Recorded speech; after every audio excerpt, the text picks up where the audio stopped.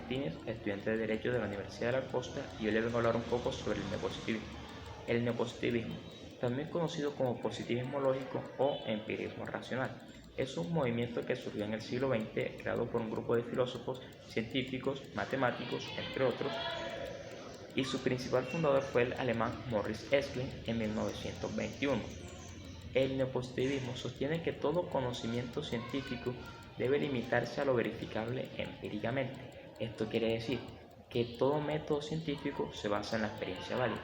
El neopositivismo afirma que solo es cognitivamente significativo aquel enunciado que puede ser analítico y verificable por la vía empírica.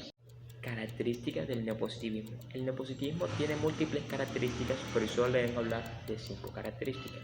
Primera característica, se basa en que todo hecho filosófico debe ser comprobado por la ciencia.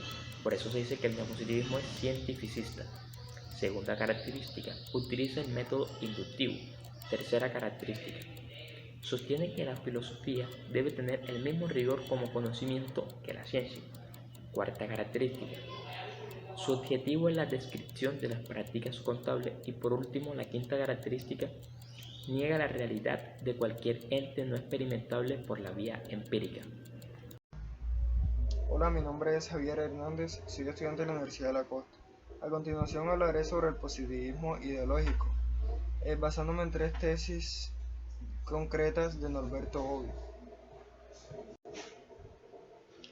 En primer lugar, la consideración de que solo se aseguran los derechos de los individuos en situaciones donde haya paz, para lo cual es necesario que haya un establecimiento de un orden normativo, democrático normativo, para resolver los conflictos.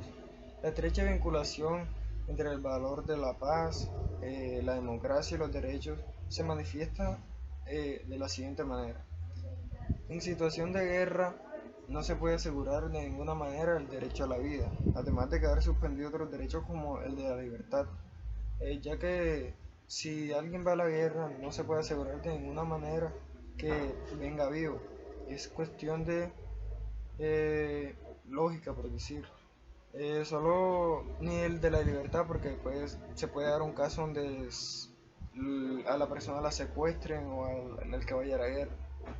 La única vía para proteger los derechos suspendidos por el propio conflicto exige la solución de este, y es precisamente aquí donde la democracia cumple con su principal fin. La democracia tiene como principal objetivo posibilitar la solución de los conflictos a través de la contratación entre las partes. Y si esto no tuviera éxito por medio del voto de la mayoría, excluyendo así el recurso de la violencia, se resolvería ese conflicto. Ahora bien, no puede haber democracia y la guerra de la mayoría de los derechos sin derechos, perdón. Aquella sí es libre determinación del individuo. Para jugar se requiere unas condiciones preliminares favorables, tales como el reconocimiento y garantía de los derechos de la libertad, la pluralidad de las tendencias políticas, la libre competencia entre ellas, libertad de propaganda, etc.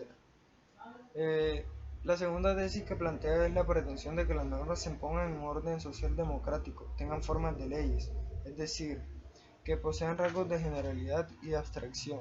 Bobbio está resaltando aquí el valor del orden social y la legalidad, perdón.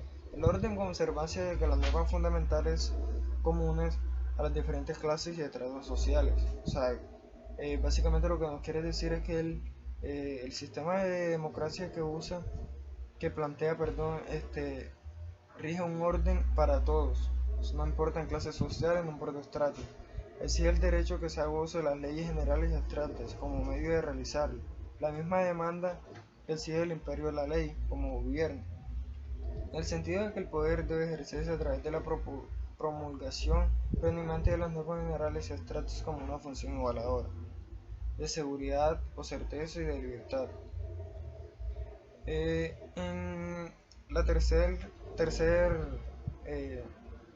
tesis que nos plantea es la necesidad de los poderes públicos ejercen el poder de la manera limitada sometiéndose a las leyes preestablecidas que persiguen el bien común.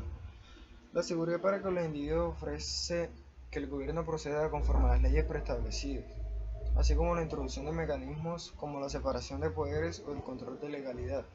y de su actuación aseguran la libertad al limitar o impedir el abuso del poder. Se trata ahora del imperio de la ley como gobierno.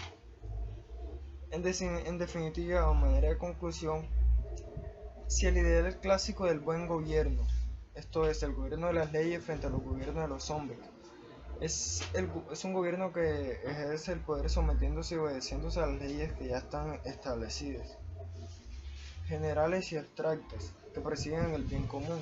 Entonces el buen gobierno se encarga en el Estado democrático de derecho, pues la democracia no es más que el gobierno de las leyes, según Norberto Bobbio, que plantea en esta última tesis. Y eso sería todo, basándonos en las tres tesis de Norberto Bobbio sobre eh, el positivismo ideológico. Hola, mucho gusto, mi nombre es Leider Miranda y hoy les estaré hablando un poco sobre el positivismo metodológico. El positivismo metodológico, también llamado positivismo conceptual, señala que el concepto de derecho no se caracteriza por propiedades valorativas, sino que en cambio se caracteriza por propiedades descriptivas. Esta corriente positivista descarta los juicios de valor en la aplicación del derecho y suele definir el derecho como un sistema normativo que contiene características fácticas sin tomar en cuenta valoraciones de otro tipo, manifestando que el derecho no es derecho hasta convertirse en ley. El positivismo metodológico se distingue al positivismo ideológico en que no se opone a la primera tesis naturalista, que afirma la existencia de los principios morales y principios de justicia universalmente válidos y justificables. En cambio, el positivismo metodológico sí se opone a la segunda tesis del justnaturalismo, la cual declara que la identificación de una regla normativa presupone de juicios valorativos y que estos juicios valorativos se adecúan a principios morales y principios de justicia. Es así como el positivismo metodológico puede estar de acuerdo de una u otra manera con la existencia de ciertos principios morales o principios de justicia, pero en cambio no quiere que estos tengan gran relevancia en el mundo del derecho.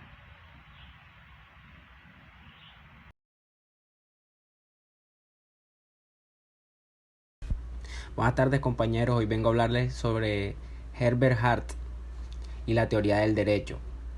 Es la figura más importante de la filosofía jurídica anglosajona del siglo XX. La estrategia general de Hart consiste en no intentar responder directamente a las preguntas, ¿qué es el derecho?, sino en distinguir diferentes preguntas que comúnmente se han planteado al intentar una respuesta a la misma. Herbert sostiene que quienes han buscado una definición de derecho han intentado responder con ella los siguientes interrogantes. ¿En qué diferencia el derecho de las órdenes respaldadas por amenaza y qué relación tiene con ellas? ¿En qué diferencia la obligación jurídica de la obligación moral y qué relación tiene con ellas? ¿Qué son las reglas y en qué medida el derecho es una cuestión de reglas? Intenta responder a tres preguntas aislando y caracterizando un conjunto de elementos centrales del concepto de derecho, pues considera que ninguna definición simple puede resolver cuestiones tan complejas y dispares. El propósito de Herbert no es dar una definición de derecho, en el sentido de una regla según la cual se puede poner a prueba, sino la corrección del uso de la palabra. Su propósito es hacer avanzar la teoría jurídica, proporcionando un análisis más elaborado de la estructura distintiva de un sistema jurídico nacional y una mejor comprensión de las semejanzas y diferencias entre el derecho y corrección de la moral como tipos de fenómenos sociales. Es decir, el concepto de derecho de Herbert responde a las preguntas señaladas anteriormente en su obra Concepto de Derecho, del año 1963, en la que se encuentra la parte más significativa de la propuesta teórica. Este tipo Herbert comienza reconstruyendo la teoría que explica el derecho como un conjunto de órdenes generales respaldadas por amenazas, emitidas por soberanos independientes y supremos, generalmente que obedecen a aquellas normas. Eso es todo, compañeros, muchas gracias. Yeah. Mi nombre es Tatiana Zarco. Voy a hablarles sobre positivismo escéptico.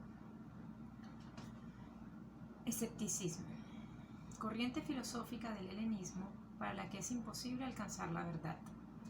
Podemos entender el escepticismo de dos modos. General, todo concepto para el cual no es posible conocer la verdad.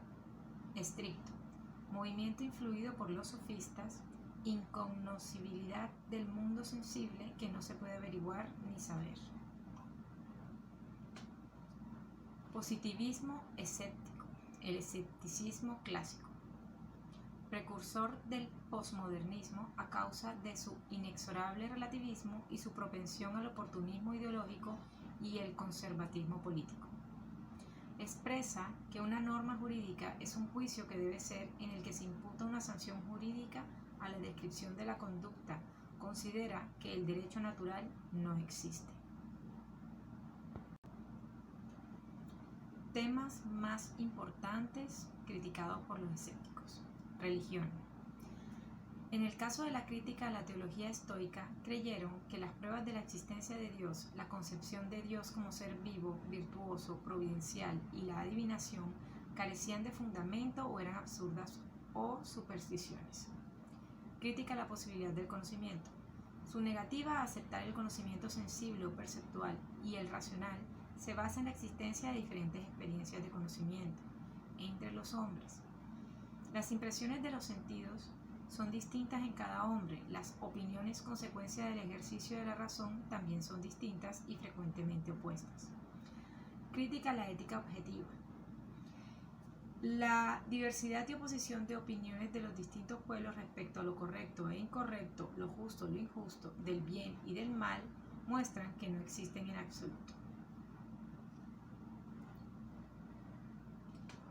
Principio dogmático. Si todo conocimiento, percepciones y proposiciones son relativas e inciertas, esta misma sentencia es por lo tanto incierta y abre la posibilidad de un conocimiento relativamente cierto. Escepticismo de la antigüedad.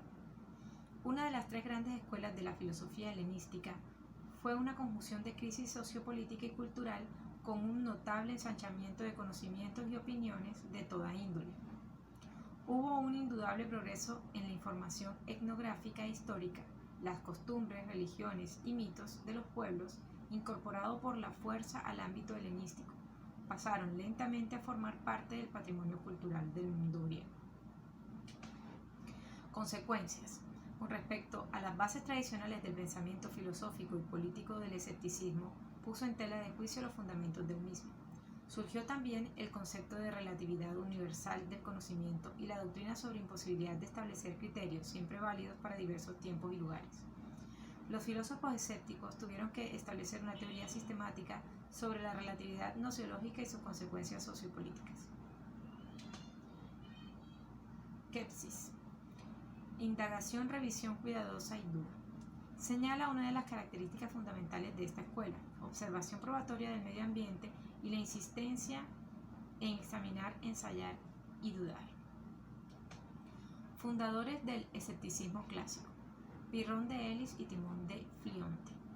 Tesis sobre la imposibilidad de conocer el ser o la calidad en sí de las cosas. El escepticismo propone la abstinencia del juicio, especialmente de todo aquel categórico y valorativo. El fin ético perseguido por los escépticos es alcanzar una inconmovible impasibilidad de espíritu, ataraxia.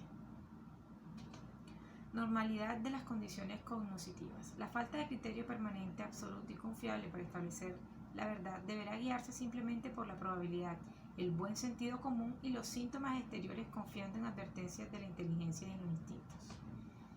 Tropos. Modos de fundamentación.